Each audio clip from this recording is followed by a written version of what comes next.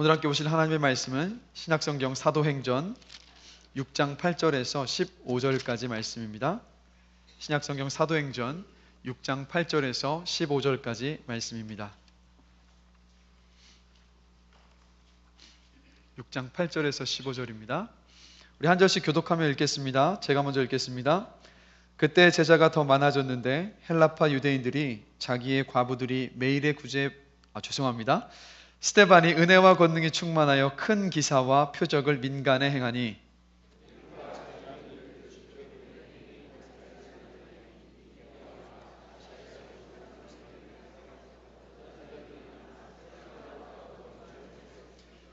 스데반이 지혜와 성령으로 말함을 그들이 능히 당하지 못하여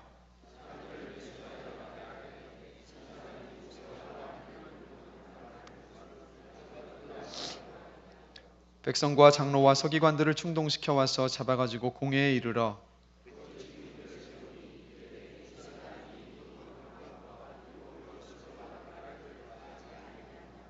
그의 말에 이 나사렛 예수가 이곳을 헐고 또 모세가 우리에게 전하여 준 규례를 고치겠다 함을 우리가 들었노라 하거늘 공회 중에 앉은 사람들이 다 스데반을 주목하여 보니 그 얼굴이 천사의 얼굴과 같더라.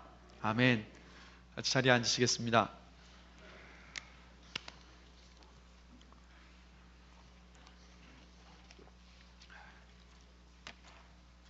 우리 앞뒤 옆 사람 보시면서 옆 사람 보시면 다시 한번 좀 인사 나눴으면 좋겠습니다. 주님 안에서 사랑하고 축복합니다. 주님 안에서 사랑하고 축복합니다. 우리 3층에 계신 분들도 주님 안에서 사랑하고 축복합니다. 네. 얼굴이 많이 굳어 계신 것 같아서 함께 또 인사를 함께 나누었습니다. 우리가 계속해서 사도행전 말씀을 살펴보고 있지만 초대교회는 그 처음 시작부터 많은 그 백성들에게 칭송을 받으면서 그렇게 시작이 되었습니다. 그래서 온 백성이 칭송하면서 많은 사람들이 교회로 모여들어 어떻게 되었었죠. 그런데 여러분 오늘 본문을 보시면 오늘 본문의 이 사건은 스데반 집사님에 대한 어떤 기사를 다루고 있지만 사실 이때를 기점으로 해서 이제는 교회를 칭송했었던 대중들이 교회에 반대를 하면서 핍박을 하는 그런 시작이 바로 이 부분부터 시작이 됩니다. 그래서 오늘 본문을 보시면 누가 지금 스데반에게 대적을 하고 있냐면 노예였다가 자유인이 되었었던 사람들, 즉 이들도 헬라어를 더 자유롭게 구사했었던 헬라파 유대인들이었습니다. 이들이 이제 스데반 집사님에 대해서 그리고 교회에 대해서 반박을 하고 막 반대를 하고 이제 핍박을 하고 있는 그런 모습을 보게 되는데 가만히 이 말씀을 보면서 우리 대한민국에서의 그 교회의 상황이 이 본문의 상황과 참 유사하다라는 겁니다. 여러분 예전에는요 목사라고 하면 사람들의 존경과 인정을 받았습니다. 그러나 요즘은 어떻습니까? 목사라는 말을 꺼내는 것 자체가 굉장히 두렵고 조심스러운 시대가 되어버렸습니다. 또 그리스도인이라고 이야기를 하면 뭔가 나와는 다른 사람일 것이다 라는 그런 기대감을 가지고 그리스도인들을 만나고 대했었어요. 그러니까 믿지 않는 사람들이. 그러나 요즘 뭐라고 이야기합니까? 더하면 더했지 다를 것 하나 없는 사람들이 교회 다니는 사람들이다라는 이야기를 공공연하게 우리가 듣고 있습니다. 분명히 아까 우리 장로님께서 기도 가운데서 말씀하셨지만 신앙생활을 하고 또 교회를 이끌어가고 하는 것 자체가 굉장히 어려운 시대 속에서 우리가 살아가고 있는 것은 분명합니다. 그렇다면 오늘 말씀을 통해서 이런 질문을 던져봅니다. 이런 어려운 시대 속에서 어떻게 우리가 살아야 될 것인가? 어떻게 신앙과 믿음을 지켜야 될 것인가? 어떻게 진실한 그리스도인으로 살아갈 수 있을 것인가? 라는 이런 질문을 던져보게 됩니다. 제가 초등학교 4학년 때 저희 부모님께서 저에게 선물을 주셨는데 어떤 선물이었냐면 계몽사에서 나온 40권 위인전기 전집이었습니다.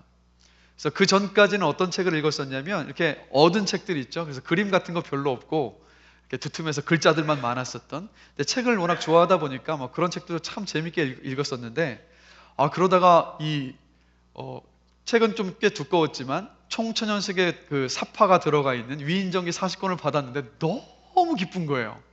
근데 그때가 제 기억에 중간고사를 한 일주일여를 앞두고 있었던 것으로 기억을 합니다. 물론 뭐 그렇다고 초등학교 때 제가 뭐 열심히 뭐 이렇게 공부를 했냐 하면 뭐 그렇진 않았던 것 같은데 놀기에 바빴던 것 같은데 그래도 시험 전에는 시험 준비를 그래도 어느 정도는 했던 것 같아요. 근데 이 책을 딱 선물 받고 나서 저는 시험 준비를 안 했습니다. 시험이 중요하지 않았어요. 이 위인전기 40권 책이 더 중요했습니다. 너무 읽고 싶어서 일주일 동안 40권을 단숨에 다 읽어버렸어요. 너무 재밌는 거예요. 그리고 그 뒤에도 제가 이 40권 전집을 몇 번이고 걸쳐서 계속해서 읽었던 기억이 납니다.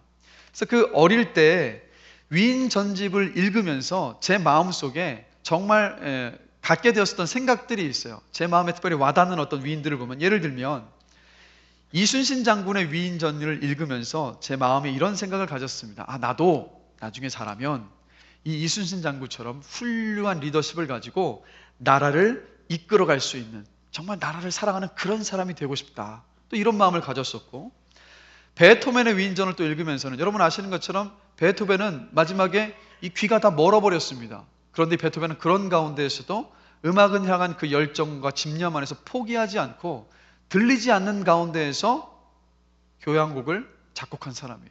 그 모습을 보면서 제 마음에 어떤 마음을 갖게 됐냐면, 귀가 들리지 않는 가운데서도 음악을 작곡했었던 베토벤의 이 열정과 집념을 나도 갖고 싶다. 어떤 일을 하더라도 포기하지 않고 끝까지 집념을 가지고 달려들어서 정말 이뤄낼 수 있는 그런 사람이 나도 되고 싶다라는 그 마음을 제가 가졌었습니다. 제가 왜 이 말씀을 드리냐면, 여러분, 인생 가운데에서 내가 바라보고 꿈꿀 수 있는 롤 모델, 위인이 있느냐 없느냐에 따라서 그 인생은 전혀 다른 인생이 될 수 있다는 거예요.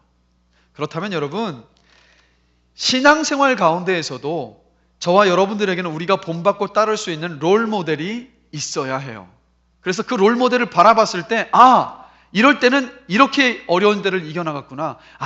이런 상황 속에서는 저런 지혜를 가지고 주님을 붙잡으며 일어설 수 있구나라는 것들을 우리가 보고 듣고 배울 수 있는 거예요. 그때에서야 비로소 우리가 정말 온전한 신앙과 믿음을 가지고 주님 오실 때까지 이 땅에서 신앙생활을 할 수 있지 않겠습니까? 그래서 여러분, 오늘 제목이 롤 모델입니다. 말씀의 제목이. 즉 스데반이 바로 저와 여러분들의 신앙의 롤 모델이라는 거예요. 누가가 이 초대교회 역사를 기록하면서 오늘 6장부터 시작해서 7장, 2장에 걸쳐서 그 스데반 집사님에 대해서 정말 자세히 기록을 하고 있습니다. 왜 그랬을까요? 분명히 이유가 있어요. 어떤 거냐면, 스데반 집사님이 잡혀가서 이제 순교를 당한 그 순교를 당한 시점으로 해서 그 이후로 교회에 엄청난 핍박이 있었습니다. 온 성도들이 다 흩어졌어요. 그러면 누가가 이 사건을 기록했던 이유가 무엇이냐면, 신앙생활을 해가면서 어렵고 힘들고 고난의 때가 다가올 것인데 그때를 담대하게 믿음을 가지고 핍박 앞에서, 고난 앞에서 맞섰었던 스데반을 기억해라. 이 스데반이 가지고 있었던 믿음을 여러분 기억하시고 그분을 여러분의 롤 모델로 삼고 신앙과 믿음을 잘 지켜나가길 원합니다라는 그 마음을 담아서 누가가 스데반의 이야기를 이토록 상세하게 기록을 하고 있는 겁니다. 그래서 제가 지금 오늘 원하는 것은 무엇이냐면, 저와 여러분들이 신앙생활을 해나가면서 그냥 근근히 이겨내는 신앙생활, 막 그냥 달랑달랑 깐당깐당 하면서 막 이런 신앙이 아니라, 이왕이면 시험을 예로 들자면 커트라인이 180점인데 181점, 180점 맞고 커트라인 넘어서는 그런 게 아니라, 이왕이면 여유롭게 190점, 200점 이렇게 쑥쑥해서 넘어갈 수 있는 그런 신앙의 자리에 저와 여러분들이 서게 되기를 저는 주님의 이름으로 간절히 기도합니다. 정말 제 마음의 소원은 주님 앞에 섰을 때, 너 근근하게 믿음 지키고 왔구나, 이런 소리를 듣고 싶지 않아요. 그래, 너 정말 먼저 너보다 앞서 살았었던 신앙의 선배들을 바라보면서 정말 뜨겁게 그 믿음을 지키고자 애쓰면서 이곳에 왔구나. 내가 네 심정을 안다. 잘했다, 수고했다라고 저는 주님 앞에 그런 칭찬을 듣고 싶어요. 같은 마음이시지 않으십니까? 그래서 오늘 이 스데반의 모습을 한번 살펴보는 가운데에서, 스데반이 저와 여러분들의 신앙의 롤 모델이 되어져서 정말 주님 앞에 가는 그때까지 우리가 정말 진실된 그리스도인으로 이 땅을 살아갈 수 있는 은혜가 있기를 주님의 이름으로 간절히 기도합니다. 그럼 한번 살펴보겠습니다. 먼저 여러분 8절 말씀 함께 한 목소리로 읽어보겠습니다. 스데반이 은혜와 권능이 충만하여. 자, 이 본문 말씀을 보면 스데반을 뭐라고 표현하고 있습니까? 스데반이 은혜와 권능이 충만했다라고 이야기를 합니다. 스데반은 은혜와 권능이 충만했던 사람이에요. 그런데 이 말씀을 보면서 이런 질문을 던졌습니다. 왜 하필이면 누가는, 이 사도행전을 기록한 누가는 스데반을 이야기하면서 은혜와 권능을 묶어서 충만했다라고 이야기를 했을까라는 질문이 들더라고요. 왜 은혜와 권능이 함께 패키지인 것처럼 그렇게 묘사를 했을까? 그래서 이 질문에 대한 답을 찾아가면서 말씀을 함께 살펴보게 되었는데, 사도행전 6장 5절을 보시면 스데반에 대해서 이렇게 기록을 하고 있습니다. 믿음과 성령이 충만한 사람이다. 스데반은 믿음과 성령이 충만했던 사람이었어요. 믿음이 충만한 사람. 믿음이 충만했다면 어떤 믿음이 충만했던 것일까요? 여러분 다 잘 아시는 대로 예수님께서 자신의 죄를 대신하여 지시고 십자가에 못 박혀 죽으시고, 그분께서 죽음 가운데 머물러 계셨던 것이 아니라 그 죽음을 이기시고 부활하셔서 하늘에 올라가시고, 그리고 다시 이 땅에 오실 소망의 약속을 주신 그 예수 그리스도에 대한 믿음이 충만했던 사람이 바로 스데반이었습니다. 여러분들도 그 믿음 안에 충만하십니까? 예수 그리스도의 믿음 안에 충만하게 되는 은혜가 있기를 주님의 이름으로 간절히 축복합니다. 자, 이 믿음은 여러분 어떤 믿음인지 아십니까? 예수님께서 저와 여러분들의 과거와 현재와 미래를 모두 다 책임져 주실 수 있는 유일한 분이시라는 믿음이에요. 한번 생각해 보십시오. 저와 여러분들이 예수님을 만나기 전에 저와 여러분들 어떤 사람들이었습니까? 하나님의 진노의 심판을 받아서 지옥불에 떨어질 수밖에 없었던 절망적인 사람들이 바로 저와 여러분들이지 않았습니까? 그러나 예수님께서 이 땅에 오셔서 십자가에 못 박히심을 통하여서 절망적이었던 우리의 삶을 소망 중에 살아갈 수 있는, 이제는 지옥을 바라보며 가는 인생이 아니라 천국을 소망하며 걸어가는 그 귀하고 복된 인생으로 완전히 바꿔주셨다라는 거예요. 절망이었던 과거를 소망인 미래를 향해서 걸어갈 수 있는 그런 사람으로 바꿔주신 분이 바로 예수 그리스도시라는 겁니다. 그리고 또 지금은 어떻습니까? 이 현재는 어떻습니까? 우리 예수님 부활하셔서 어디에 지금 계십니까? 하나님 우편에 앉아 계십니다. 그 말은 무엇이냐면, 예수님께서 하나님과 같이 저와 여러분들의 삶을 일거수일투족을 다 보고 계시고 다 알고 계시는 가운데에서 보호하여 주시고 이끌어주고 계시다라는 거예요. 그래서 그 주님을 향한 믿음이 있기 때문에 우리는 이 현재를 살아가면서 어렵고 힘든 일들이 있을 때 우리는 넘어지지 않아요. 잠깐 넘어질 수 있으나, 그러나 그 주님을 바라보면서 우리는 다시 한번 힘을 얻어서 일어서서 지금 현재의 삶들을 살아낼 수 있다라는 거예요. 그래서 여러분, 이번 한 주간을 살아오셔서 이 자리에 예배드리고 있는 것은 왜 그런지 아십니까? 주님이 한 주 동안 붙잡아 주셨기 때문이라는 거예요. 우리는 그 은혜로 사는 사람들입니다. 그렇다면 미래는 어떻습니까? 우리 주님 이 땅에 다시 오실 거예요. 다시 오실 주님께서 이 땅에 오셨을 때 우리가 맞이할 것은 어떤 곳입니까? 새하늘과 새 땅인데 눈물도 고통도 슬픔도 아픔도 없는 그곳에 저와 여러분들이 함께 있게 될 것이라는 거예요. 그래서 여러분, 소망을 가진 사람은 현재의 고난과 아픔들을 너끈히 이겨냅니다. 그래서 저도 어렵고 힘들 때마다 주님께서 다시 오실 그때를 늘 바라보고 생각해요. 그래, 맞다. 내가 지금은 잠깐 힘들지만 우리 주님 다시 오시면 지금의 이 힘듦은 영원한 기쁨으로 될 것인데 내가 뭐하러 두려워하고 내가 왜 근심 가운데 있느냐? 그래, 주님 다시 오신다. 이런 소망 중에 살아갈 수 있다는 거예요. 바로 그 미래에 대한 소망을 주신 분이 예수 그리스도이십니다. 우리의 과거와 현재와 미래를 책임져 주신 유일한 분, 바로 그 예수 그리스도를 향한 믿음이 충만했던 사람이 바로 스데반이었습니다. 그러니 여러분 한번 생각해 보십시오. 그 은혜 안에 늘 잠겨 있었어요. 그 예수님을 늘 생각했어요. 제가 보건대 스데반은 그 눈에서 눈물이 마르지 않았을 것 같아요. 늘 예수 그리스도의 십자가와 부활하신 그 능력의 은혜를 묵상했을 때 그걸 매일매일 묵상했기 때문에 늘 가슴이 촉촉했고 늘 눈가에 눈물이 마르지 않았고, 그리고 그 촉촉해진 마음 안에서 늘 주님 앞에 감사와 영광을 올려드리며 살았던 사람이 바로 스데반이었다라는 거예요. 감당할 수 없는 믿음, 충만해서 넘쳐 흐르는 그 은혜 안에 잡혀 있었던 사람이 바로 스데반이었습니다. 그런데 여러분, 잠언 3장 34절을 보면 이렇게 말씀이 이야기합니다. 진실로 그는 거만한 자를 비웃으시며 겸손한 자에게 은혜를 베푸시나니. 베드로전서 5장 5절에서는 또 이렇게 이야기합니다. 다 서로 겸손으로 허리를 동이라.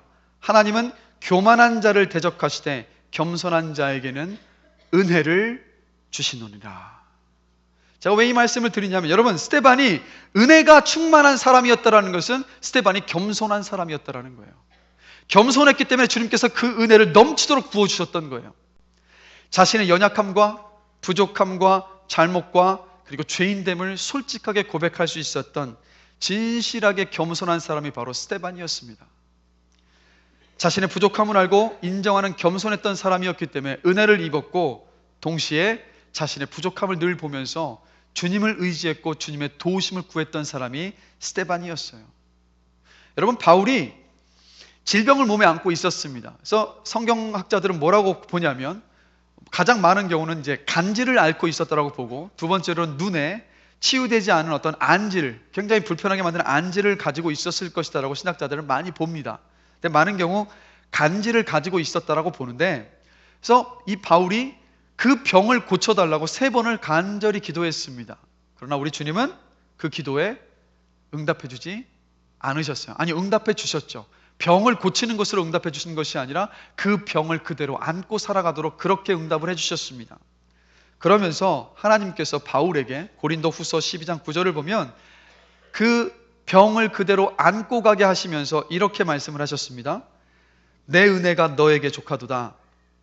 이는 내 능력이 약한 데서 온전하여 짐이라 하신지라. 그러면서 바울이 주님의 그 음성을 듣고 이렇게 고백합니다. 그러므로 도리어 크게 기뻐함으로 나의 여러 약한 것들에 대하여 자랑하리니 이는 그리스도의 능력이 내게 머물게 하려 함이라. 즉, 바울의 고백 속에서 우리가 무엇을 발견합니까? 자신의 약함과 부족함을 인정하는 겸손한 사람에게 예수 그리스도의 능력이 머문다라는 거예요. 그렇다면 스데반이 은혜와 권능, 즉 능력이 충만했던 이유가 어디에 있느냐? 겸손했기 때문에 하나님의 은혜가 그 안에 머물렀었고, 겸손했기 때문에 늘 주님의 그 은혜를 구하고 도우심을 구했기 때문에 예수 그리스도의 능력이 늘 스데반과 함께 하고 있었다라는 겁니다. 그래서 그의 삶 속에서 기적과 기사가, 표적이 계속해서 일어났던 거예요. 그런데 우리는 이런 신약성경에 기적과 표적을 일으켰었던 사도들과 또 이 스데반과 같은 집사님들의 행적을 보면 우리의 관심은 어디에 있습니까? 기적과 표적에 있어요. 왜 주님 저에게는 기적과 표적이 일어나지 않습니까? 라고 자꾸 그 기적과 표적만을 생각을 합니다. 그런데 여러분, 사도들과 스데반이 저와 여러분들이 관심을 가지고 있었던 것처럼 기적과 표적 자체에 많은 관심을 두고 있었을까요? 아니요, 그렇지 않습니다. 사도들과 이 스데반에게 그 표적과 기사, 그것이 중요한 것이 아니었어요. 표적과 기사 뒤에 일어날 더 놀라운 기적을 늘 바라보고 있었어요. 그것이 무엇인지 아십니까? 잃어버렸던 영혼들이 주 앞에 돌아오는 기적, 사람이 변화하는 기적, 그것을 바라보고 있었어요. 그래서 저와 여러분들도 바라볼 것이 무엇이냐면, 나를 통해서 기적이 일어날 것을 볼 것이 아니라 나를 통해서 변할 것 같지 않았던 사람들이 복음을 듣고 놀랍게 변화되는 그 기적을 꿈꾸며 바라볼 수 있어야 한다는 거예요. 그래서 여러분, 베드로와 요한이 성전 미문에 앉아서 구걸하고 있었던 안진뱅이를 일으켰습니다.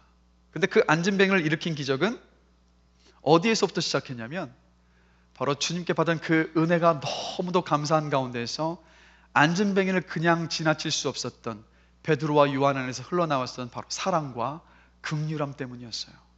그 사랑과 긍휼함이 드러났고, 그것을 시발점으로 해서 예수 그리스도께서 성령을 통해서 강하게 역사하셔서 그 안진뱅이가 일어나는 놀라운 역사가 있었습니다.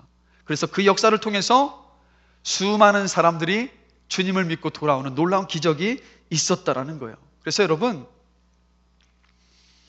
은혜가 필요한 사람에게 흘려보내는 사랑과 긍휼함이 지금도 기적을 만들어냅니다.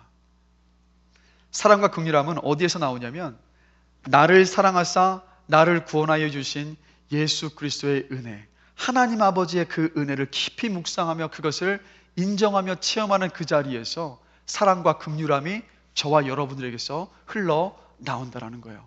그리고 그 사랑과 긍휼함이 사람을 변화하는 기적을 일으킨다는 겁니다. 미국 필라델피아에 미국 최고의 건축 설계 회사 중에 하나인 팀 하스라는 회사를 설립한 하형록 회장이라는 분이 있습니다. 이분은 젊으셨을 때 심장 이식 수술을 받으신 분인데, 처음 심장 이식술을 받을 때 그 상황에 이런 상황이었습니다. 병원에다가 이제 웨이팅 리스트에 자기 이름을 올려두고 이제 심장을 이제 기증을 받으면 순서를 따라서 이제 심장 이식술을 받는 거였는데 2년을 기다린 끝에 심장 이식 수술을 받게 되었어요. 그래서 그 병원에 들어갔습니다. 입원을 하고 이제 심장 이식 수술을 받기를 기다리고 있는데 이제 의사가 그 이식 수술을 집도할 집도의가 이제 회진을 하면서 이 하영록 회장님의 병실에 들어옵니다. 그러면서 너무 감사한 것이 이 심장이 정말 당신의 이 몸 안에 딱 맞는 심장입니다. 이 수술을 하면 건강하게 지낼 수 있습니다라고 그렇게 이야기를 했습니다. 그러면서 한마디 뭐냐면, 그런데 그거 아세요? 지금 옆방에 있는 백인 여자 한 명이 입원해 있는데 그 사람은 이틀 안에 심장 이식술을 받지 못하면 죽습니다 라는 이야기를 한 거예요. 그러자 이 하영록 회장님은 이 의사의 이 이야기를 듣자마자 마음이 심하게 요동치며 흔들리기 시작했습니다. 그래서 이런 마음이 계속 드는 거예요. 그래서 이렇게 고백을 하시더라고요. 참 기가 막혔습니다. 나도 죽어가는 마당에 왜 다른 사람의 생사를 내가 걱정해야 하는지. 분명히 이 심장은, 내가 이식받을 이 심장은 내가 2년 동안 기다렸던 것이고 내 아내와 어린 두 딸이 기다리고 있는 우리 집으로 돌아갈 수 있는 마지막 희망이자 기회였습니다. 그런데 저는 두 번 다시 오지 않을지도 모를 그 기회를 선뜻 손 내밀어서 잡을 수가 없었습니다. 나보다 더 급하게 그 심장이 필요한 사람을 모른 척할 수가 없었습니다. 그래서 어떻게 했냐면 의사가 그 방을 나가기도 전에 의사를 붙잡아 세웠습니다. 그리고 이렇게 이야기했어요. 옆방에 있는 그 백인 여자에게 이 심장을 주십시오. 저보다는 그 사람이 더 급합니다. 그래서 그 옆방에 있었던 백인 여성이 심장 이식술을 받고 건강하게 삶을 영위하게 됩니다. 그런데 그 다음에 이 하영록 회장님에게는 어떤 일이 벌어지냐면 바로 일주일 뒤에 호흡곤란으로 혼수 상태에 빠졌습니다. 그리고 병원의 많은 의사들이 그를 살리기 위해서 몸부림을 칩니다. 그런데 놀라운 것은 이 사건 때문에 병원 전체가 분위기가 달라지기 시작했어요. 왜 그랬냐면 죽음을 눈앞에 둔 환자가 다른 사람에게 심장을 양보했다는 이야기가 병원 전체에 다 퍼져버린 거예요. 그래서 그 퍼져버린 가운데서 놀라운 일이 벌어집니다. 신앙을 가지고 있지 않던 상관이 없이 병원에 있던 의사와 환자들과 환자의 보호자들과 간호사들과 직원들 모두가 다 이 하영록 회장님을 위해서 기도하기 시작한 거예요. 하나님, 살아계시다면 이 사람을 살려주십시오. 이 사람을 낫게 하여 주시옵소서. 그렇게 기도를 하기 시작한 거예요. 심장 이식술을 받지 않으면 2주에서 한 달 정도밖에 살지 못한다는 사형 선고를 받은 분이 바로 하영록 회장이었습니다. 그런데 그렇게 쓰러진 지 한 달 만에 기적적으로 그 몸에 맞는 심장을 기증받습니다. 그리고 그 심장을 죽음의 문턱에서 심장 이식 수술을 받고 살아났고, 그리고 나서 이 하영록 회장이 세운 회사가 팀 하스라는 건축 설계 회사입니다. 이 건축 설계 회사의 사훈이 무엇인지 아십니까? 우리는 이웃을 돕기 위해 존재한다. 그래서 지금도 이 회사는 미국의 동부에 있는 그 유수의 명문대학교를 나왔었던 미국 젊은이들이 가고 싶은 100대 회사 중에 한 회사로 지금도 승승장구하고 있습니다. 그러면서 하영록 회장님이 어떻게 그때 그런 결정을 할 수 있었습니까? 라고 인터뷰에서 질문을 했을 때 이렇게 고백하시더라고요. 누군가를 살리기 위해서는 누군가가 죽어야 합니다. 내 몸과 같이 누군가를 사랑한다는 것은 그 사람을 대신해서 내가 죽는 것을 말합니다. 이것이 이웃사랑이라는 것을 나는 예수 그리스도를 통해서 깨닫고 알고 있었습니다. 뭐겠습니까? 주님의 그 은혜를 깊숙이 깨닫고 있었을 때, 그 은혜 아래 잠기고 있었을 때 당장 내가 죽을 수밖에 없었지만, 그러나 이 사람에게서 예수 그리스도의 사랑과 긍휼함이 옆방에 있는 백인 여성을 향해서 흘러간 거예요. 그리고 놀라운 기적이 있었어요. 그 여성도 살았습니다. 그리고 이 하영록 회장도 살았습니다. 그리고 건강한 회사를 세워서 우리 회사는 이웃을 돕기 위해 존재한다는 그 슬로건을 내세우면서 수많은 사람들에게 선한 영향력을 끼치는 놀라운 기적이 벌어졌다라는 거예요. 여러분 기억하십시오.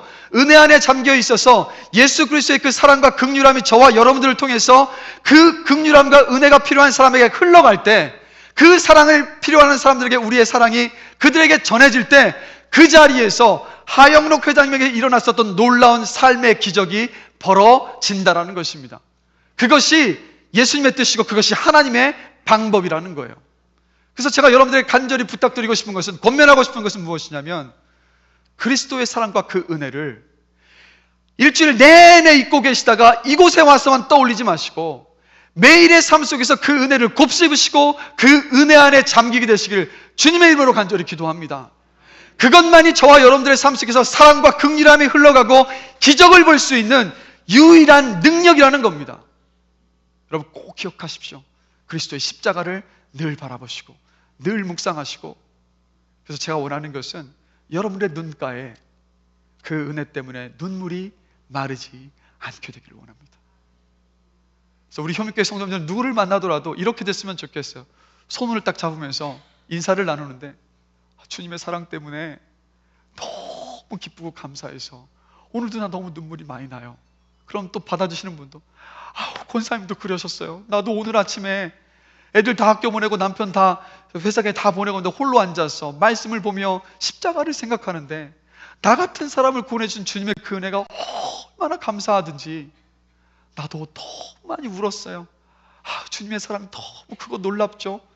이런 우리 효민교회가 되기를 전 주님의 이름으로 간절히 기도합니다.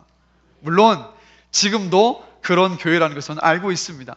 그러나 더 그 은혜에 잠길 수 있는 저와 여러분들이 되기를 원합니다.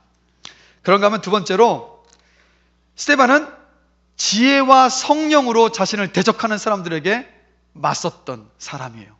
지혜와 성령으로 말했던 사람입니다. 우리 본문 말씀 10절을 함께 한 목소리로 읽어보겠습니다. 스데반이 지혜와 성령으로 말함을 이 배반하고 배척했던 사람들이 감당할 수가 없었다라고 지금 이야기를 하고 있어요. 여러분 생각해 보십시오. 스데반이 사랑과 긍휼함을 흘려보내고 그곳에서 놀라운 기적이 일어나니까 얼마나 많은 사람들이 이 예루살렘 초대교회로 모여들었겠습니까? 그러니까 당연히 유대인들의 입장에서는 시기할 수밖에 없었던 거예요. 특별히 오늘 이 자유민들이라고 하는 사람들은 어떤 사람이냐면 로마에 의해서 포로로 끌려간 그 부모님들, 조상들, 그래서 타지에서 자라났던 사람이에요. 그래서 여기 구레네이라는 것은 어디냐면 지금의 리비아 땅을 이야기합니다. 그리고 알렉산드리아는 이집트 북쪽에 그 지중해와 맞닿아 있는 예전에 정말 문화적으로나 경제적으로 왕성했었던 그런 도시였었고요. 그리고 길리기아와 아시아는 지금의 터키 땅, 바울이 태어난 다소 지역에서 온 사람들이에요. 그래서 이 사람들이 노예로 잡혀갔다가, 부모님들이 노예로 잡혀갔다가 자유민이 되었습니다. 그러다 보니까 이 유대인으로서의 그 정체성을 붙잡기 위해서 사투를 벌였던 사람들이에요. 그래서 이들에게 정말 중요했던 것이 무엇이냐면 바로 예루살렘 성전을 향한 신앙과 율법에 대한 굳은 신뢰였습니다. 그런데 지금 그 성전과 율법에 대한 것들이 완전히 지금 예수 그리스도를 전하는, 복음을 전하는 이들로 인하여서 그것이 균열이 생기기 시작했어요. 왜요? 예수님께서 살아계신 성전이었고, 예수님은 이제는 율법의 조항들을 따라가는 것이 아니라 예수 그리스도를 믿는 믿음 안에 있었을 때 그 율법이 온전하게 이루어진다는 것을 선포했었던 사람들이 바로 그리스도인들이었기 때문인 겁니다. 그러다 보니까 이들이 핍박을 할 수밖에 없었어요. 그리고 그렇게 문화적으로나 경제적으로 성황했던 도시에서 자라났기 때문에 이들은 율법을 잘 알았었고 학식과 지식이 풍부했었던 사람들입니다. 이런 사람들이 지금 스데반과 격렬한 논쟁을 벌이고 있었던 거예요. 그런데 어떤 일이 벌어졌냐면 스데반이 지혜와 성령으로 말함을 그들이 감당할 수가 없었습니다. 그래서 그 다음에 이 사람들이 생각했던 것이 뭐냐면 이제 모함을 해서 잡아들일 계획을 세울 수밖에 없었던 거죠.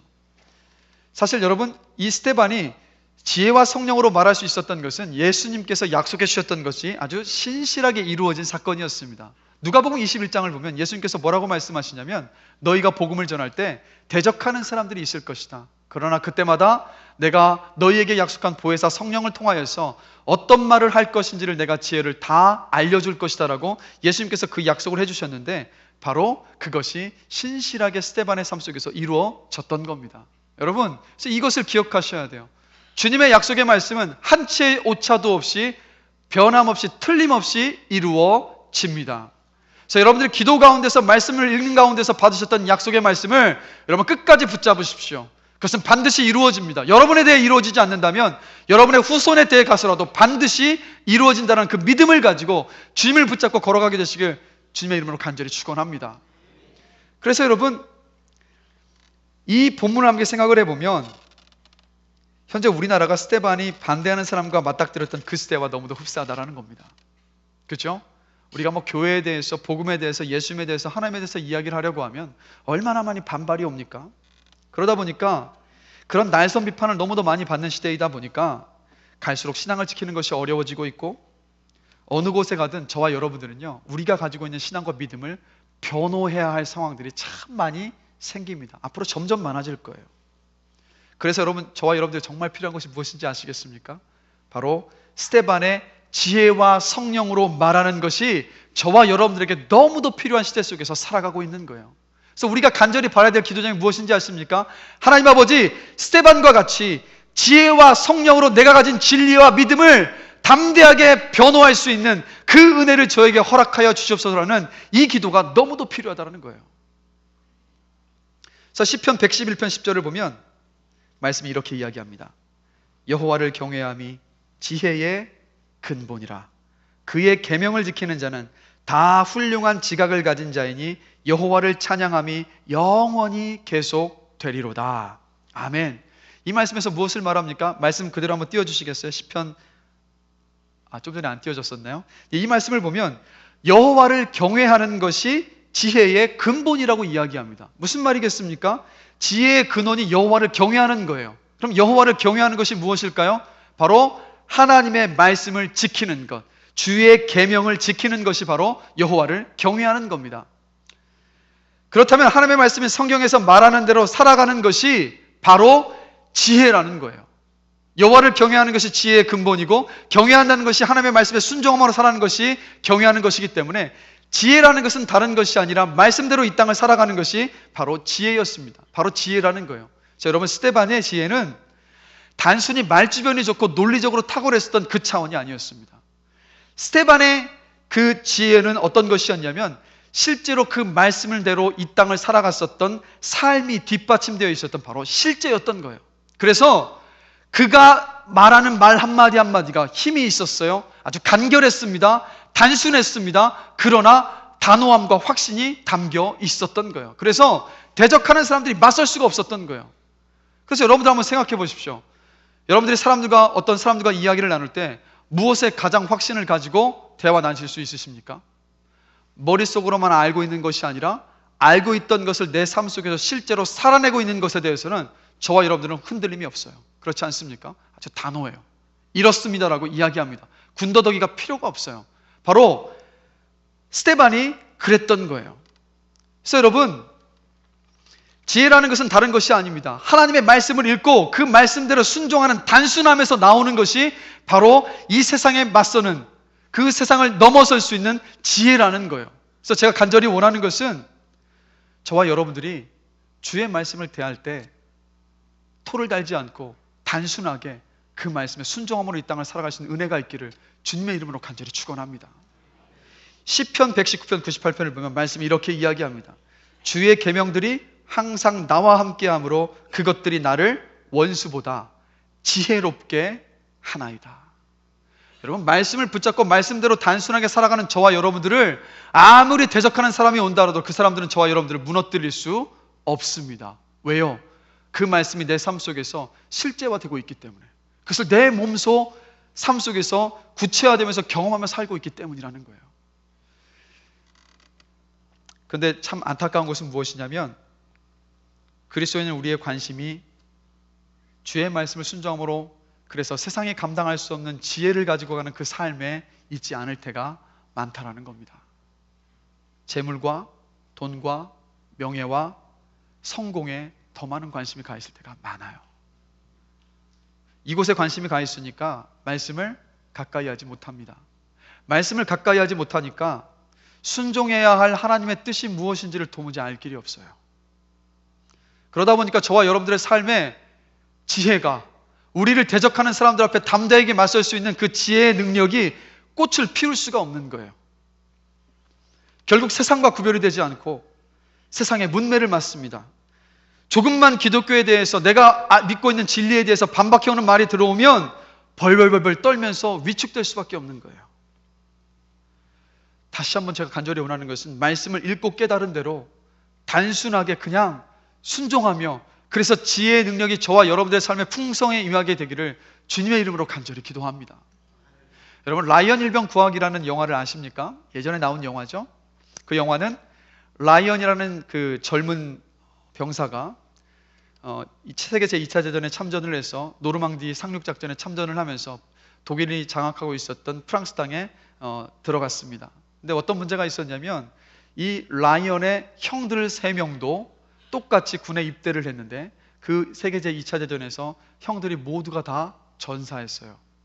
그래서 가족을 대를 이어갈 그 가족들이 다 없어지는 것을 막기 위해서 그게 보고가 들어갔고, 그래서 국무장관과 국방부 장관이 이 문제를 어떻게 해결할 것인가 대통령과 함께 논의를 하면서 어떤 결정을 내렸냐면 그 라이언을 다시 고향 땅으로 돌려보내라는 그 명령을 내립니다. 그래서 그 헨리 밀러라는 대위를 중심으로 해서 8명의 특공대원들을 그 독일군이 지배하고 있었던 한복판에 이 라이언 일병을 구하기 위해서 보냅니다. 그런데 어떻게 됐냐면 그 8명의 라이언 일병을 구하기 위해서 떠났었던 8명의 특공대원들이 전부 다 죽습니다. 그리고 그들을 진두지휘에 있었던 헨리 밀러 대위가 마지막으로 그 라이언 일병이 지켜보는 가운데서 죽음을 맞이합니다. 독일군의 총탄에 맞아서. 그러면서 마지막에 죽어가면서 라이언을 바라보면서 헨리 밀러 대위가 이런 말을 남깁니다. 삶을 열심히 살아. 우리의 죽음이 헛되지 않게 라는 말을 남긴 거예요. 그러면서 눈도 감지 못한 채 그렇게 앉은 채로 죽음을 맞이합니다. 그리고 나서 전쟁이 끝났습니다. 시간이 한참 흘렀습니다. 라이언이 머리가 희끗희끗한 이제는 노인이 되어서 자기의 가족들과 자손들을 데리고 헨리 밀러 대위의 무덤에 옵니다. 그리고 그 앞에서 이런 고백을 합니다. 대위님, 저 최선을 다해서 지금까지 살았습니다. 대위님과 저를 구하기 위해서 목숨을 버렸던 그 7명의 대원들의 죽음에 헛되지 않게 그렇게 살아왔습니다. 그러면서 자기 아내에게 묻습니다. 여보, 나 잘 살아왔지? 확인하고 싶었던 거예요. 자기 혼자 얘기하는 것이 아니라 가까이 살고 있었던 아내에게 확인하고 싶었던 거예요. 그래서 아내가 이야기합니다. 당신 잘 살아왔어요. 그래서 눈물을 흘리더라고요. 여러분, 주님께서 저와 여러분들을 위해서 피를 흘리며 십자가에서 죽으셨습니다. 주님께서 저와 여러분들에게 무엇을 원하실까요? 다른 것이 아닙니다. 주의 말씀대로 순종하며 이 땅을 살아가는 것. 그게 주님의 유일한 바람이고 주님의 은혜에 우리가 보답하면서 최선을 다해서 이 땅을 살아갈 수 있는 길이라는 겁니다.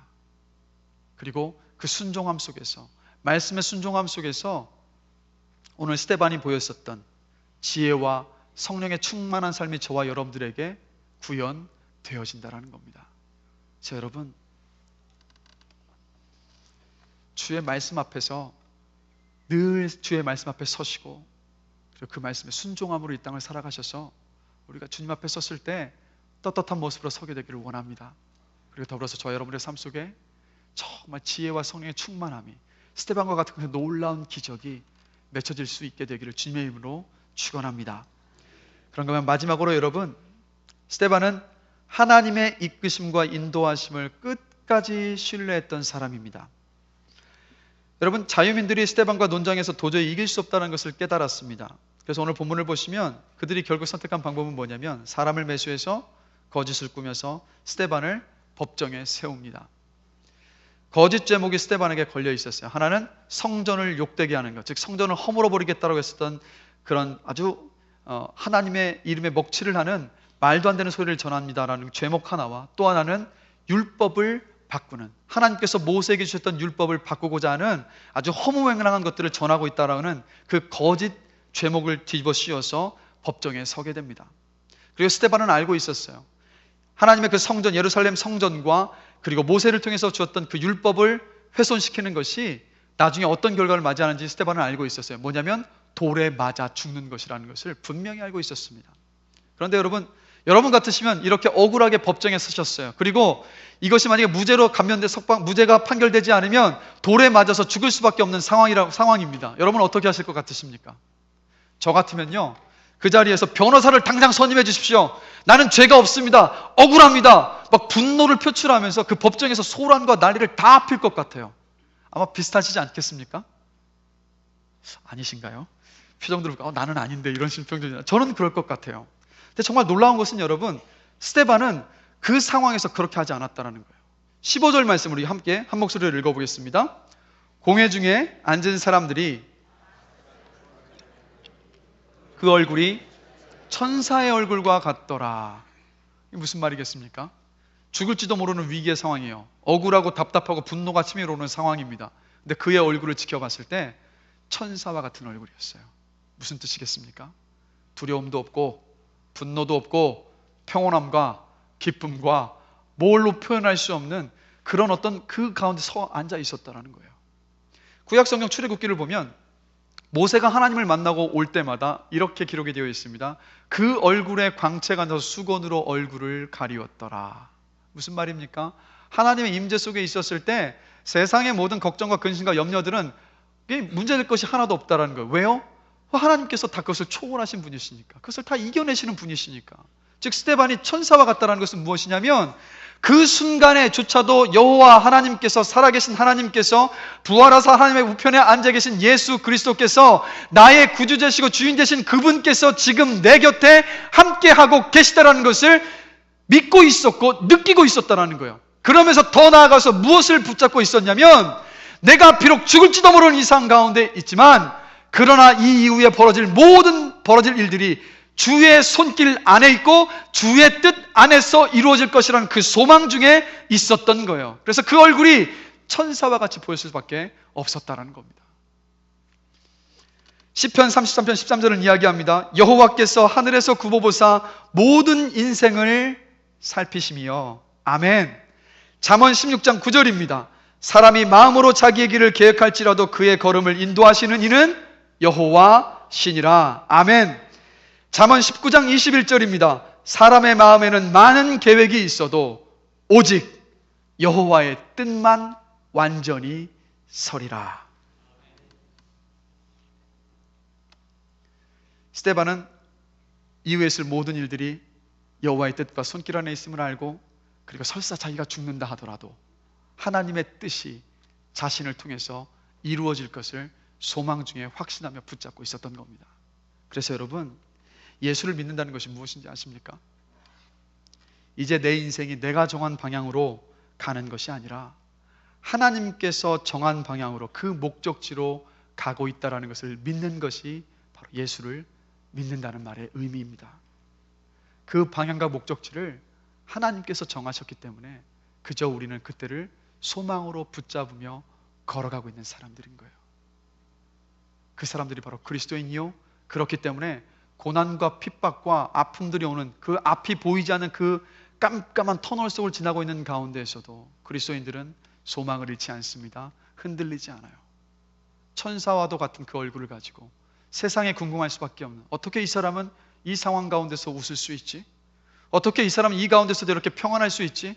어떻게 이 사람은 이 모습을 가지고 담대하게 맞설 수 있는 것이냐라는 그 궁금증을 자아낼 수 있는 사람들이 바로 저와 여러분들 그리스도인입니다. 그래서 제가 간절히 원하는 것은 저와 여러분들 모두가 다 하나님을 끝까지 신뢰함으로 이 땅을 살아갈 수 있는 은혜가 있기를 주님의 이름으로 간절히 축원합니다. 분당 우리 교회 이찬수 목사님께서 설교 중에서 자신의 그 이야기를 함께 나누셨던 적이 있는데, 어떤 이야기였냐면, 이찬수 목사님의 아버님도 목사님이셨습니다. 객척교회 목사님이셨고 경건하게 교회를 전심으로 사랑하셨던 목사님이셨습니다. 그런데 40일 금식 기도를 시작하시면서 금식 기도 시작한 지 17일째가 되었을 때 이찬수 목사님 아버님이 하나님의 부르심을 받으셨어요. 그 상황에 대해서 이찬수 목사님이 이렇게 말씀을 하시더라고요. 금식하며 기도했는데 그러면 교회를 불같이 일으켜 세워주셔도 부족할 것 같은데 어떻게 우리 아버지를 그렇게 먼저 데려가시는지, 하나님을 얼마나 원망했는지 모른다고. 그런데 그 상황 속에서 이찬수 목사님이 젊은 때였으니까 더 이해하지 못하고 더 납득할 수 없었던 일이 한 가지가 있었다고 합니다. 하나님이 아니었어요. 누구냐면 바로 이찬수 목사님의 어머니. 목사인 남편이 기도하다가 싸늘한 시신이 되어서 품에 안겨 돌아왔습니다. 그렇다면 얼마든지 목사라는 그 직분에 대해서 원망할 수 있지 않겠습니까? 그런데 이찬수 목사님이 말씀하시더라고요. 그런데 우리 어머니는 저한테 이렇게 말씀하셨습니다. 네가 커서 목사가 되어야 한다. 너희 아버지는 교회를 정말 사랑하셔서 교회를 위해서 금식 기도하다가 그 중에 돌아가셨다. 하나님께서 너무 빨리 부르셔서 미처 열매를 거두지 못하셨어. 그러니 자식인 네가 아버지의 뒤를 이어서 그 열매를 거두어야 한다라고 말씀을 하시더라는 거예요. 그리고 시간이 흘렀습니다. 여러분, 이찬수 목사님 지금 얼마나 훌륭하게 목회를 하고 계십니까? 저도 이찬수 목사님 메시지를 정말 자주 듣습니다. 그리고 제가 존경하는 목사님이기도 해요. 그런데 이 목사님이 이제 훌륭하게 목회를 하시는 가운데서 어머님이 계시는 미국 시카고에 가서 집회를 인도하시고 어머님을 만나셨다고 합니다. 몇 년 전에. 그런 가운데 또다시 놀라운 이야기를 어머니에게 들으셨다는 거예요. 어머님이 이렇게 말씀하시더랍니다. 얘야, 찬수야, 나는 예수님을 영접한 이후로 단 한 번도 하나님을 원망해 본 적이 없단다. 왜 원망해 본 적이 없으셨을까요? 하나님을 신뢰했기 때문입니다. 남편이 40일 금식 기도를 하다가 17일 만에 먼저 주님 앞에 부르심을 받는 그 순간에도 여기에는 분명히 하나님의 뜻이 있어. 신실하신 하나님을 이 일을 그냥 내버려 두지 않으실 것이고 분명히 우리 아이들에 대해서, 그것이 아니라면 그 손자들에 대해서까지 하나님은 신실하게 이루실 것이라는 주님을 향한 그 신뢰가 있으셨기 때문이라는 거예요. 여러분, 이찬수 목사님의 어머님만 주님의 그 은혜를 받은 사람입니까? 아니요. 저와 여러분들도 하나님의 그 놀랍고 크신 그 은혜를 입은 사람들입니다. 그렇다면 무슨 말이겠습니까? 저와 여러분들에게도 하나님께서는 신실하게 일하시고 역사하실 것이라는 거예요. 지금 당장 이해되지 않는 문제 앞에서도 우리는 그 신실하신 주님을 보면서 이렇게 고백할 수 있습니다. 이렇게 믿을 수 있는 거예요. 그래, 내 대 가운데서 이루어지지 않는 일이 있다 하더라도 주님의 뜻과 손길 안에 있기 때문에 반드시 주님께서는 이 일을 통해서 선하신 열매를 맺으실 것이라는 그 믿음. 그 믿음 안에서 저와 여러분들이 걸어갈 수 있게 되기를 주님의 이름으로 간절히 축원합니다. 그래서 여러분, 주님을 신뢰할 수 있는 믿음 안에 서기를 원하십니까? 정말 그 주님을 신뢰하는 가운데서 능력 있는 그리스도인의 삶을 살아가기를 원하십니까? 이찬수 목사님의 고백이, 어머님의 고백이 여러분들의 고백이 되기를 원하십니까? 그렇다면 방법이 있습니다. 말씀을 암송하고 붙잡으셔야 되는 거예요. 오늘 이 말씀입니다. 제가 조금 전에 읽어드렸던 말씀. 사람이 마음으로 자기의 길을 계획할지라도 그의 걸음을 인도하시는 이는 여호와 신이라. 사람의 마음에는 많은 계획이 있을지라도 오직 여호와의 뜻만 서리라. 바로 잠언 16장 9절과 잠언 19장 21절의 말씀들을 여러분의 가슴에 새기시는 겁니다. 그리고 때마다 그 말씀을 묵상하시고 암송하시는 거예요. 그것이 이 땅의 모든 힘들고 어려운 일들을 주님을 신뢰하는 가운데서 이겨내게 하는 원동력이라는 겁니다. 그래서 여러분, 하나님께서 저와 여러분들에게 스테반 집사님을 롤모델로 주셨어요. 여러분들 다 꿈이 있으시죠? 내 직장이 내가 승진하는 꿈, 내 사업장이 대박나는 꿈, 우리 아이들이 좋은 대학에 가는 꿈, 우리 아이들이 좋은 배우자를 만나서 결혼하는 꿈, 내가 좀 더 넓은 집으로 가는 꿈. 그런데 이런 꿈들도 꾸십시오. 근데 그런 꿈만 꾸시지 마시고 이런 꿈을 꾸셨으면 좋겠어요. 하나님 아버지, 한 번뿐인 인생 주님의 그 은혜를 입어서 이 땅을 살아가고 있는데 제가 스테반 집사님과 같은 믿음의 반열에 서게 하여 주십시오. 하나님의 능력과 역사하심의 제 삶 가운데서 충만하게 이루어지는 그 꿈을 제가 꾸며 이 땅을 살아가기를 원합니다라고 여러분, 저와 여러분들이 이 꿈을 꾸게 되기를 원합니다. 꿈이 있는 사람은 절대 삶을 포기하지 않고, 꿈이 있는 사람은 늘 소망 중에서 그 삶의 모든 것을 감당해내지 않습니까? 저와 여러분들의 삶 속에서 신앙생활 가운데서 무기력해지고 그리고 소망이 사라지고 뭔가 버겁고 힘든 이유가 어디에 있는지 아십니까? 신앙의 롤모델을 바라보면서 나도 그와 같은 믿음의 반열에 서기를 원합니다라는 그 꿈이 없기 때문이라는 거예요. 이 시간이 스테반 집사님을 롤모델로 삼아서 믿음의 반열에 오르고자 하는 그 꿈이 회복되어지고 그 꿈을 바라보면서 소망 중에 걸어갈 수 있는 저와 여러분들 되는 은혜가 있기를 주님의 이름으로 간절히 축원합니다. 지난주에 건강한 교회에 대해서 나누었죠? 여러분, 건강한 교회는 어떤 교회인지 아십니까? 건강한 성도가 모여있을 때 건강한 교회가 됩니다. 그러면 우리 교회가 건강한 교회가 되려면 저와 여러분들이 건강한 성도가 될 때라는 거예요. 건강한 성도는 믿음의 반열에 오르고자 하는 스데반 집사님과 같은 그 모습이 되고자 하는 꿈을 가진 사람이 건강한 그리스도인입니다. 여러분, 그런 건강한 그리스도인이 되기를 원하십니까? 마음에 결심하고 다짐하셨습니까? 그래서 소망 중에 붙잡고 계십니까? 그 고백과 믿음대로 될 것입니다. 그래서 이 시간 우리가 정말 그 믿음의 반열에 서기 위해서 결심해야 될 것이 무엇인지 결심하시고 주의 은혜와 도우심을 구하시는 가운데에서 정말 그 소망 중에 일어설 수 있는, 그 꿈을 붙잡고 당장 이 시간 이후로부터 살아갈 수 있는 저와 여러분들이 되기를 주님의 이름으로 축원합니다. 이 시간 함께 들었던 말씀을 생각하면서 함께 찬양하기를 원해요. 어떤 찬양이냐면 주님을 보게 하소서라는 찬양입니다. 나의 주님께 찬양드리며 그 크신 사랑 주 임재 감사해. 어두움 속에 찾아오셔서 주님의 영광 보게 하시네. 의심하는 나를 손 내밀어 잡아주시네. 두려운 맘 내려놓고 주만 바라봅니다. 주님을 보게 하소서. 나를 붙드소서. 내 뜻과 내 생각 내려놓고 주님 앞에 나 엎드려 주의 음성 기다리니 나를 부르실 때 믿음으로 걸어가리. 우리 들었던 말씀을 생각하시면서 하나님 아버지, 스데반 집사님과 같은 믿음의 반열에 서는 그 소망을 품고 내가 걸어가게 하여 주시옵소서라고 그렇게 고백하며 함께 찬양하시겠습니다.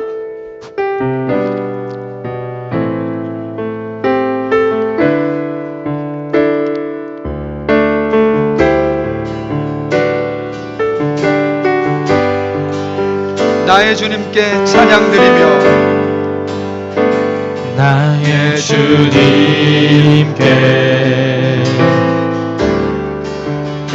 찬양드리며 그 크신 사랑 주 인재 감사해. 어둠 속에 찾아오셔서 어둠 속에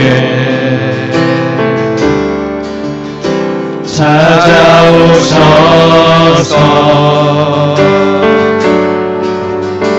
주님의 영광 보게 하시네. 의심하는 나를 손 내밀어 잡아주시네. 의심하는 나를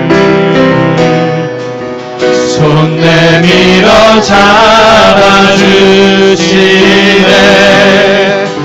두려운 맘 내려놓고 주 바라봅니다.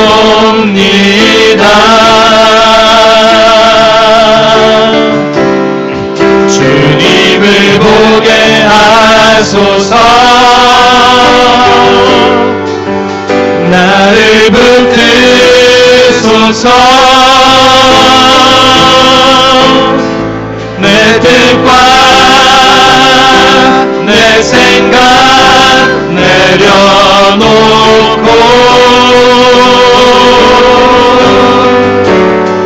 주님 앞에 나 엎드려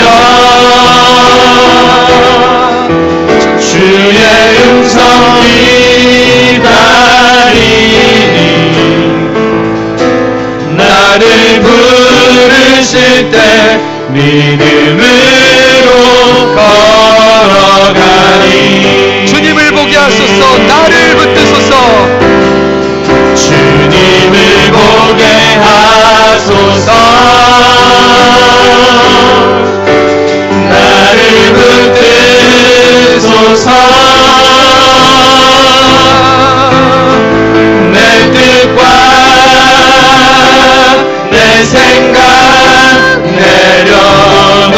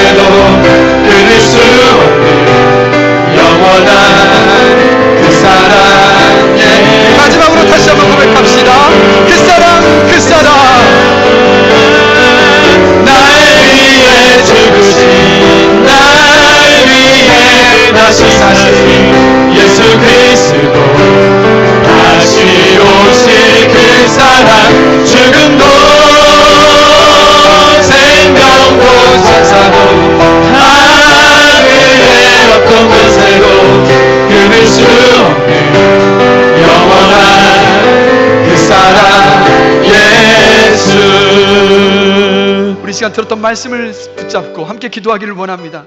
하나님 아버지, 스데반과 같은 믿음의 사람이 되는 꿈을 꿉니다. 그냥 근근히 믿음을 지키며 살아가는 삶이 아니라 스데반과 같이 은혜와 능력이 충만한 그리스도인이 되게 하여 주십시오.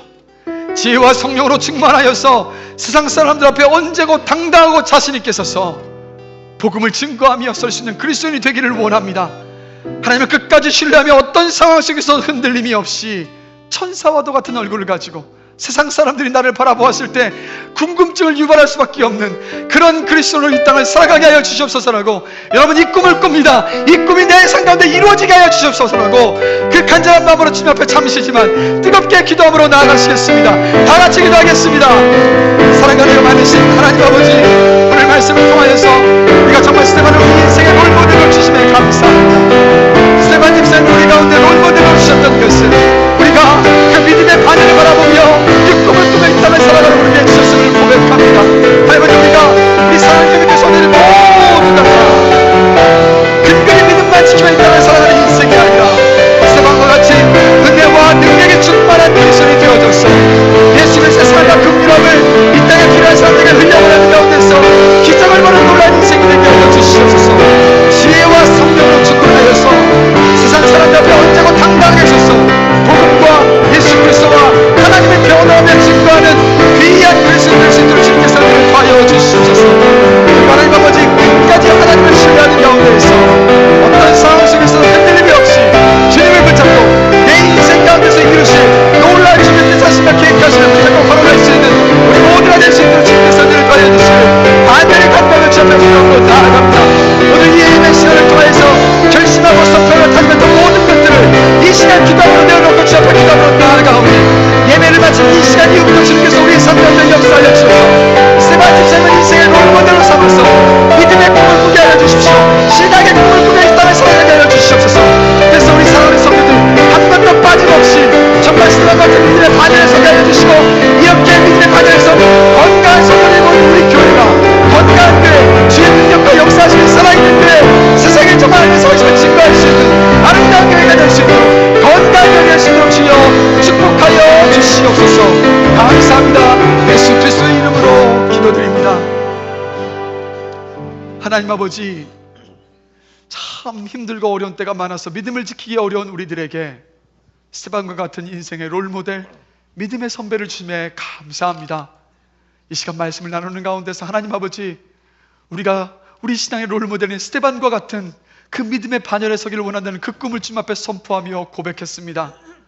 이 시간 한순간의 고백과 다짐으로 멈추지 않게 하여 주시고, 주 앞에 서는 그 순간까지 이 꿈을 우리 가슴 안에 간직하고 정말 주님의 사람으로 이 땅을 걸어갈 수 있는 우리 모든 사랑하는 형님께 성도님 되실 수 있도록 주여 은혜 위에 은혜를 더하여 주시옵소서.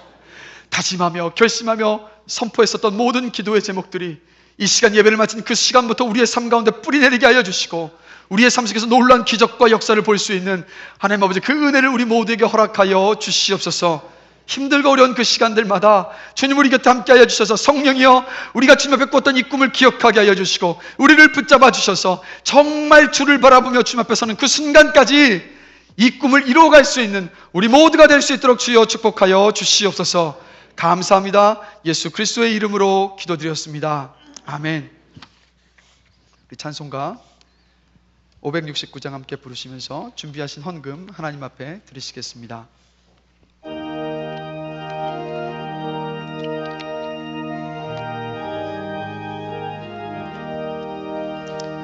선한 목자 되신 우리 주 항상 인도하시고 푸른 풀밭 좋은 곳에서 우리 먹여주소서.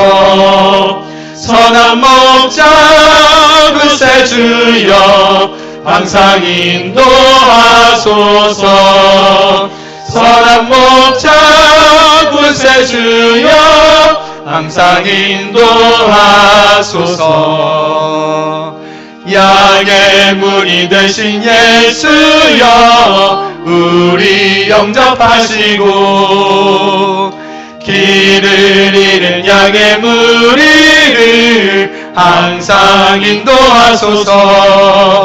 선한 목자 구세주여 기도 들어주소서. 선한 목자 구세주여 기도 들어주소서. 흠이 많고 약한 우리를 용납하여 주시고 주의 넓고 크신 은혜로 자유 얻게 하소서. 선한 목자 구세주여 지금 나아갑니다. 선한 목자 구세주여 지금 나아갑니다. 일찍 주의 뜻을 따라서 살아가게 하시고 주의 크신 사랑 베푸사 따라가게 하소서. 선한 목자 구세주여 항상 인도하소서. 선한 목자 구세주여 항상 인도하소서.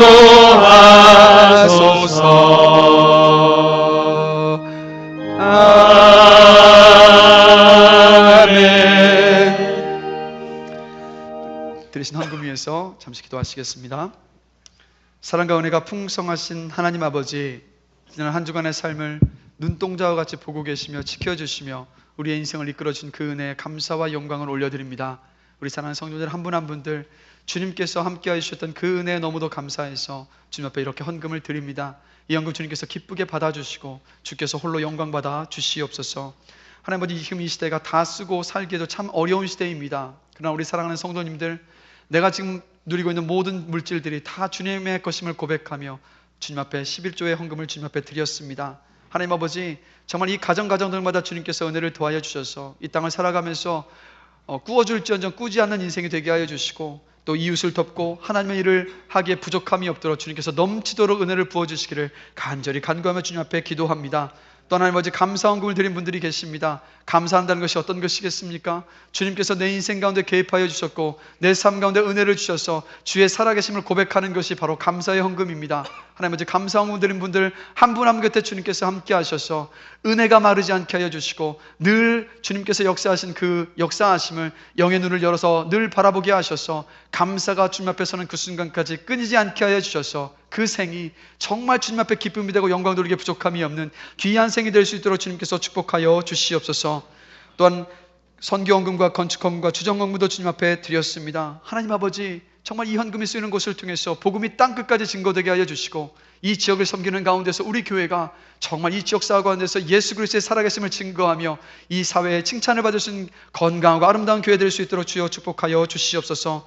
또한 더불어서 우리 교회가 하루빨리 헌당하게 하여 주셔서 정말 마음껏 주의를 위해서 일을 감당할 수 있는 정말 건강한 교회, 좋은 교회, 주께서 기뻐하시는 교회 될 수 있도록 주님께서 은혜를 베풀어 주시옵소서. 또한 더불어서 모든 헌금이 사용되는 곳곳마다 우리에게 지혜를 주시고 주님께서 기뻐하시고 원하시는 것이 아름답게 사용되어질 수 있도록 우리를 인도하여 주시옵소서. 효문교회 각 가정마다 주님께서 함께하여 주셔서 평안과 기쁨과 믿음이 넘치는 귀한 가정들 되게 하여 주시옵소서. 특별히 우리의 자녀들이 일찍부터 주님을 만나고 인격적으로 만나는 가운데에서 하나님 아버지께서 주신 꿈을 따라 이 땅을 살아가는 귀하고 복된 인생 되게 하여 주시옵소서.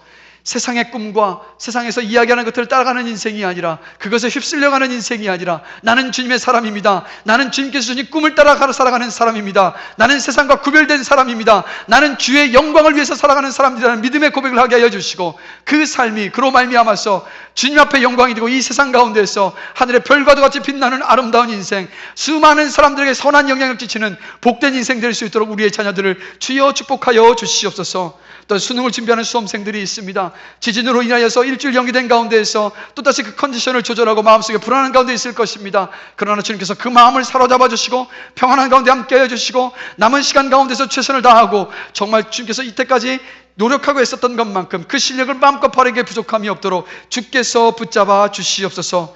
또 육신의 질병 가운데 고통 중에 계시는 분들이 우리 교회 가운데 많이 계십니다. 주님 주 앞에 간절히 간구하며 선포하며 기도함으로 나아갑니다. 나사렛 예수 그리스도의 이름으로 명하노니 그 모든 병마들아 물러갈지어다. 우리가 믿음으로 선포하는 가운데에서 믿음의 역사를 보게 하여 주시옵소서. 어떤 태문이 열리지 않아서 그것을 두고 간절히 기도하는 손길들이 있습니다. 나사렛 예수 그리스도의 이름으로 명하노니 그 태문아 열릴지어다. 살아계신 하나님 아버지, 그리고 생명의 주관 되신 하나님의 그 놀라우신 역사하심을 우리가 하루속히 보게 하여 주시옵소서.